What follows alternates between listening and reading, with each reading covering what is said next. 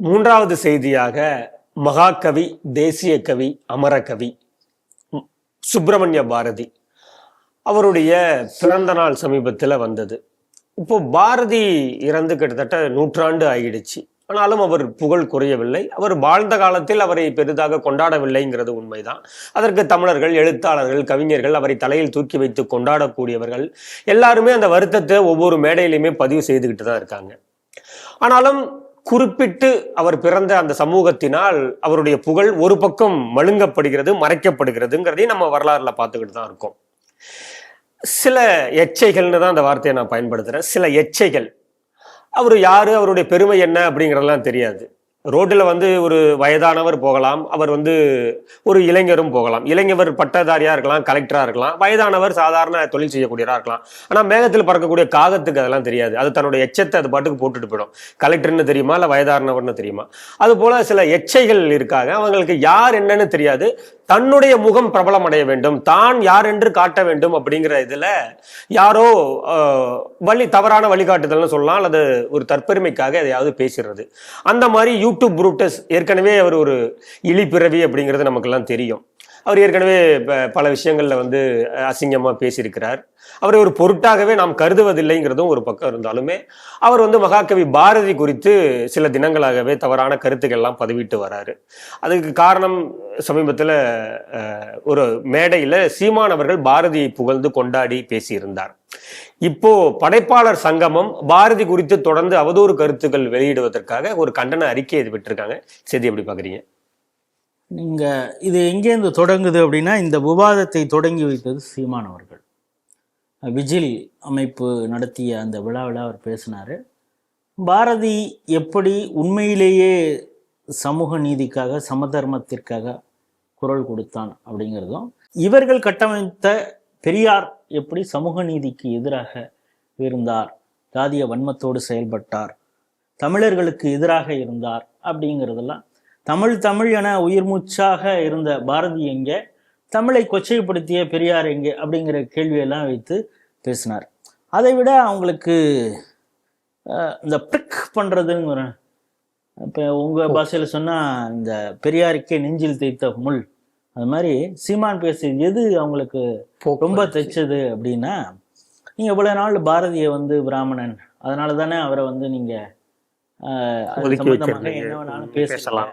நீங்க இவ்வளவு நாள் இந்த பிராமண எதிர்ப்பு, பிராமணர்களை வசைப்பாடியே ஒரு திராவிட ஒரு உளுத்து போன கோட்டையை கட்டியிருக்கீங்க. அந்த உளுத்து போன கோட்டையை பிராமண கடப்பாறை கொண்டு நான் இடிக்க போறேன் அப்படின்னு சொன்னோன்னு, இதுதான் அவங்களுக்கு இன்னும் ஒரு பயத்தை, அச்சத்தை காட்டியிருக்கிறது.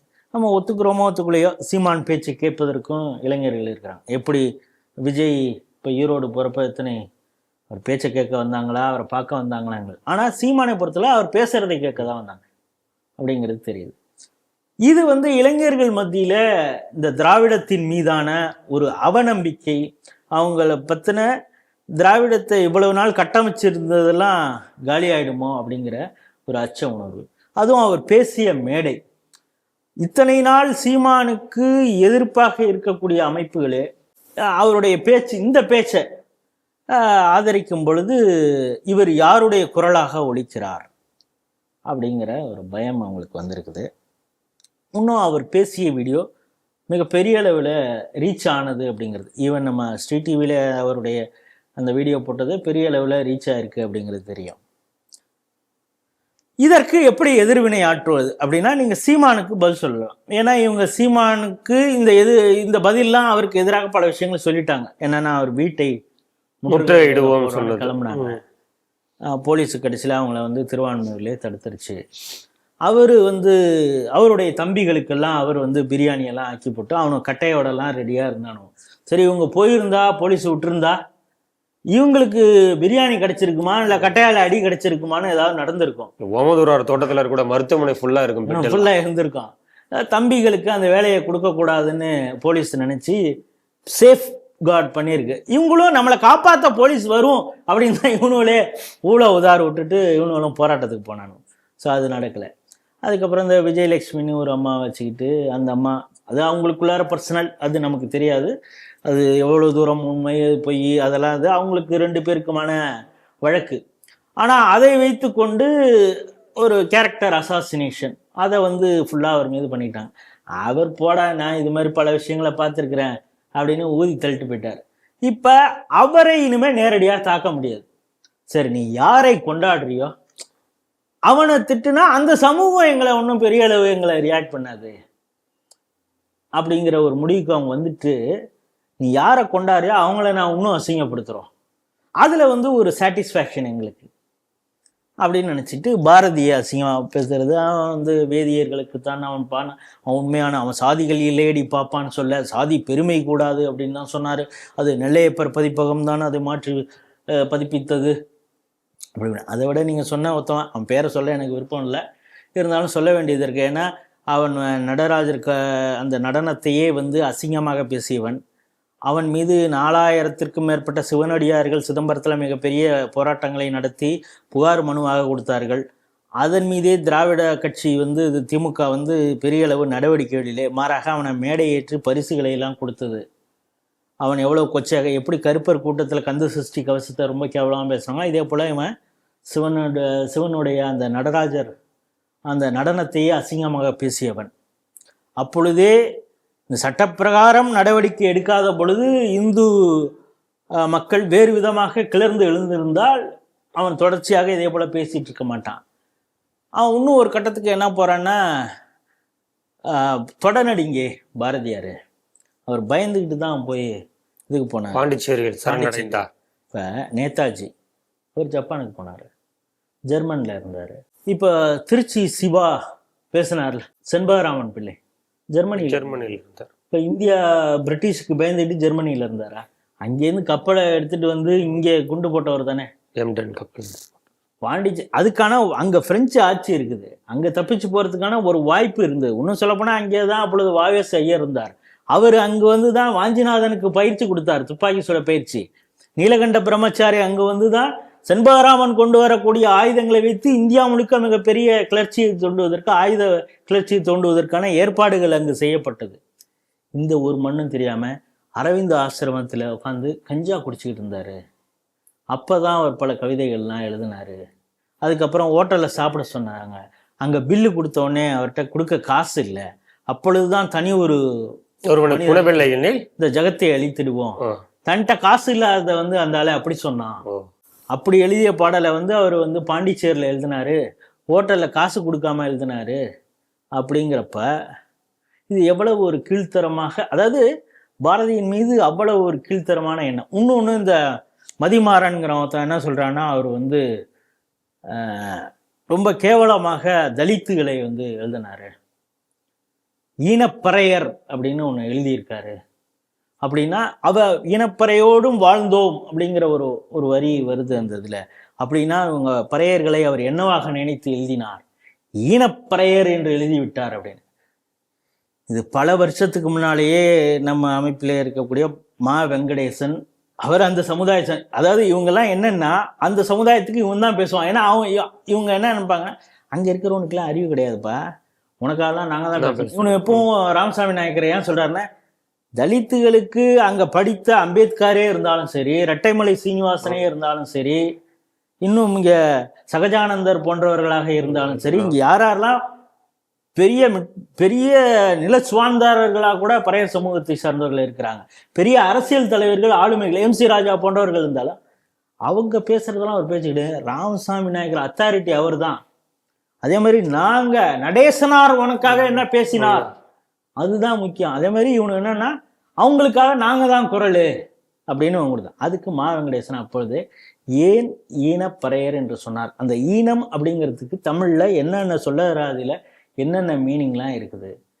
அதே நேரத்தில் அவருடைய கட்டுரையில் இந்த பறையர் சமூகத்தை எப்படி இந்த சமுதாயம் ட்ரீட் பண்ணுது, அவங்கள எப்படி நாம் அரவணைத்து கொள்ள வேண்டும்னு ஒரு கட்டுரை எழுதியிருக்காரு, ஒரு கதையாக ஒன்று எழுதியிருக்கார். அதை வந்து உதாரணம் வைத்து தமிழ் யுண்டுலா அப்போவே நான் சொல்கிறது ஒரு 7-8 வருஷத்துக்கு முன்னாலேயே இந்த கட்டுரையெல்லாம் எழுதியாச்சு.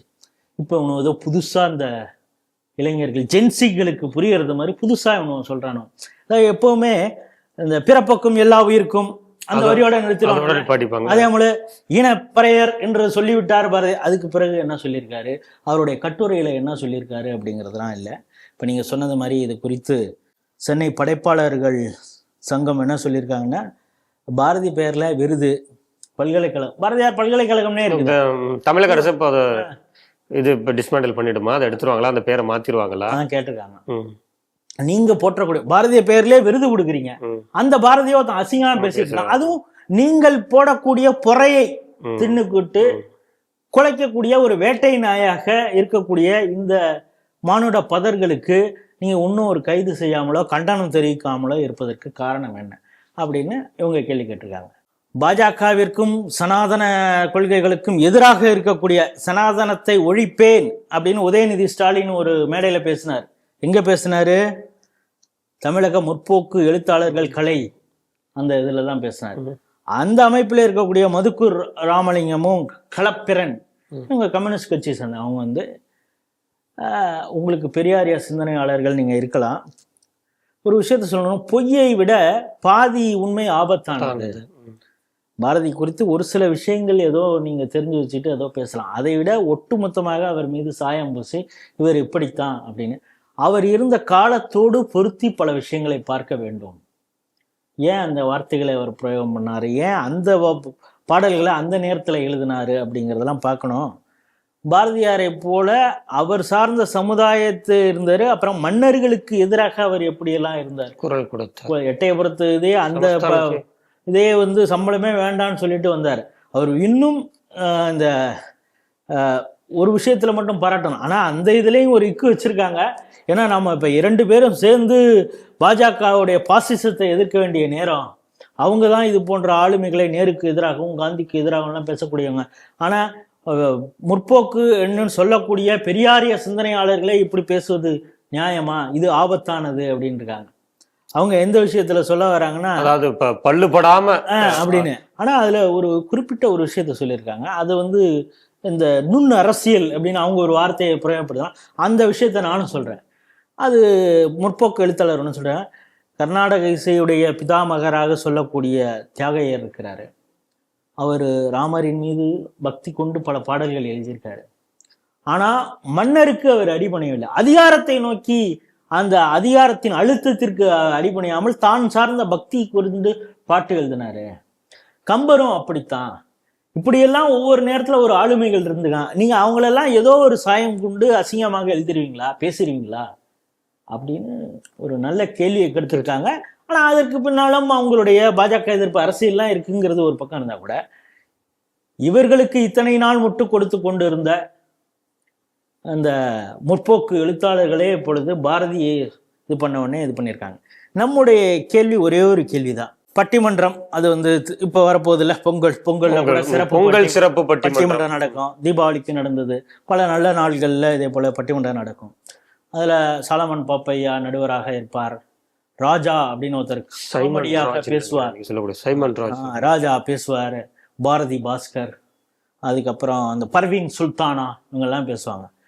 இவங்க பேசுறப்ப ஏதாவது ஒரு கோட்டாவது பாரதியை குறித்து கோட் பண்ணாமலே இருக்க மாட்டாங்க. சிலாகிச்சு வேற பேசுவாங்க. ஆஹா, பாரதி அப்படி கேட்டான், இப்படி கேட்டான், அவன் பெண்ணுக்காக இப்படி பேசினான், அப்படி இப்படின்னு நிவேதிதையை சந்தித்த அந்த காட்சியே அப்படியே அவர் கண்ணு முன்னால கொண்டு வர்றது மாதிரி அப்படியே தமிழ்ல அப்படியே சரஸ்வதி உங்க வாயில அப்படியே நர்த்தனம் ஆடும். அதை அப்படியே உங்க சிலாகிச்சு பேசுறதாகட்டும், பாக்குறவங்க எப்படி பேசுது நம்ம பாரதியே கண்ணு முன்னால அப்படியே, இப்ப பாரதி இருந்தானா அப்படி முறுக்கிட்டு தான் அப்படி இருந்திருப்பான் அப்படின்னு நினைப்பாங்க. இப்ப அந்த பாரதியை இவ்வளவு அசிங்கமா பேசிட்டு இருக்கானே, நீ நாளைக்கு ஏதாவது பட்டிமன்றத்துல பேசுறப்ப இந்த நாய்களை எல்லாம் இன்னொரு வார்த்தையை சேர்த்துக்க, அறிவாலயம் மலம் தின்னக்கூடிய நாய். அறிவாலயம் மலம் அவங்களுக்கு பொற கூட போடுறது இல்ல, மலம் தான் வேண்டதை அவனை திங்கிறான், அதான் கரெக்டா, வேண்டதை திங்கிற பயிலுவா. இவங்களுக்கு எதிராக நீங்க ஏதாவது பேச போறீங்களா? ஏன்னா இந்த ராஜாங்கிறவர் எஸ்ஐஆர் பத்தி எல்லாம் கிண்டலாக பேசுறது, ஜிஎஸ்டி அந்த வரியை குறித்தெல்லாம் அப்படியே பட்டிமன்றத்துல அதெல்லாம் ரசிப்பாங்கல்ல மக்கள், அதெல்லாம் பேச இருக்கிற வாய். இப்ப பாரதிய ஒருத்தன் அசிங்கமா பேசியிருக்கான்ல, நீ அதை பேசிதானே இவ்வளவு நாள் சம்பாரிச்சிட்டு இருக்கிற, நீ இப்பொழுது அவங்களுக்கு எதிராக பேச. இந்த இன்னொருத்தன் வாயை வாடகைக்கு விட்ட ஸ்விக்கி சிவமா, ஸ்விக்கி வந்து ஸ்விக்கி அப்படிங்கிறாங்க. ஏன்னா அவரு வாய் எல்லாத்துக்கும் வாடகைக்கு விடுறாரு அப்படிங்கிறதுனால அவர் வந்து அப்படியே ஒரு பக்கம் தன்னை வந்து விவேகானந்தர் மாதிரி அப்படியே கையை கட்டிட்டு அப்படி நிற்பாரு, இன்னொரு பக்கம் அவருக்கு அப்படியே டர்பனை கட்டி விட்டா அவர் அப்படியே பாரதி மாதிரியே ஆயிடுவார். இப்போ அந்த வாய் வியாபாரி இந்த மலம் திண்ணிகளை பார்த்து ஏதாவது கேள்வி கேட்பாரு. ஏன்னா நீங்க 2 பேரும் ஒரே இடத்துல தான் இருக்க போறீங்க. அவனும் மலம் திங்கிறதுக்கு அறிவாலயம் ஆரப்போறான், நீ கூலி வாங்குறதுக்கு அங்க போற. நீ அவனை சந்திக்கிறப்ப ஒரே இடத்துல சம்பளம் வாங்குறான். அவன் இப்போ என்னன்னா, நீ சம்பளம் வாங்குற, நான் மலம் தின்றேன் அப்படிங்கிறதுனால நான் அந்த கோவத்துல திட்டுறானாங்கிறதும் நமக்கு தெரியாது. இப்போ ஏன்னா இப்போ சீமான் மேல இருக்கிற கோவத்தை அவன் பாரதி மேல காட்டுறான். அதே மாதிரி இப்போ இவன்லாம் நல்ல காசு, நல்ல எல்லா கோயிலையும் இவங்களை தான் கூப்பிடணும் அப்படின்னு சேகர் பாபு சொல்லியிருக்காரு. இவன் நல்லா சௌக்கியமா நல்லா சம்பாதிக்கிறானே, இவன் பேண்டு திங்கிற போடுறது தானே நம்மள தெருமுனை கூட்டத்தெல்லாம் கூப்பிடுவாங்க, அதுவும் 10 சேர் போட்டிருப்பாங்க, அங்க தானே நமக்கு வருமானம் வருது. இவன் நல்லா சோக்கா இருக்கிறானே அப்படிங்கிற ஒரு வைத்தறிச்சல்லையும் நடக்குதான்னு தெரியல. ஆனாலும் அவர்களை பார்த்து இந்த ஸ்விக்கி சிவம் போன்றவர்கள், என்னப்பா நான் அவரை வச்சுதான் பேசி இவ்வளவு நாள் பொழைச்சிட்டு இருந்தேன், நீ அடிமடியிலே கைய வைக்கிற, அவரை பத்தி இப்படி பேசுறியப்பா அப்படின்னு. இப்ப இவங்க இன்ஸ்பயர் ஆகி அந்த ஆளு நாளையிலேருந்தே பாரதியை திட்டினாலும் திட்டுவான். நீ இப்ப இவ்வளவு நேரம் அவர் கேள்வி கேட்கலாமே, அவர் அப்படி கேட்பாரான்னு நீங்க என்ன பார்த்து எப்படி நீங்க கேட்கறத பார்த்தாலே தெரியுது அவர் அப்படி கேட்டுருவாரா அப்படின்னு. அதுக்கு நீங்க ஒரு அமௌண்ட் கொடுத்தீங்கன்னா பாரதியும் திட்டக்கூடிய ஆளு தான் அவரு அப்படிங்கிறதும் எனக்கு புரியுது. இருந்தாலும் ஒரு அடிப்படை நேர்மை, அறம், இவனை தர்மம்னு சொன்னா அவங்களுக்கு புரியாது, அந்த அடிப்படை அறம் அவங்களுக்கு உறுத்தி இந்த கேள்வியெல்லாம் கேட்பாங்களாங்கிறது தான் நம்முடைய பார்வை. சென்னை படைப்பாளர் சங்கம் இந்த கண்டிச்சிருக்குது, வரவேற்கிறோம். இன்னும் பலர் பாரதியை யாரெல்லாம் போற்றினார்களோ, கட்டுரையாக எழுதினார்களோ, அவர்களெல்லாம் இவர்களை கண்டித்து இவர்கள் மீது நடவடிக்கை எடுக்க வேண்டும் என்று தமிழக அரசுக்கு அழுத்தம் கொடுக்க வேண்டும் அப்படிங்கிறது தான் நம்முடைய பார்வை.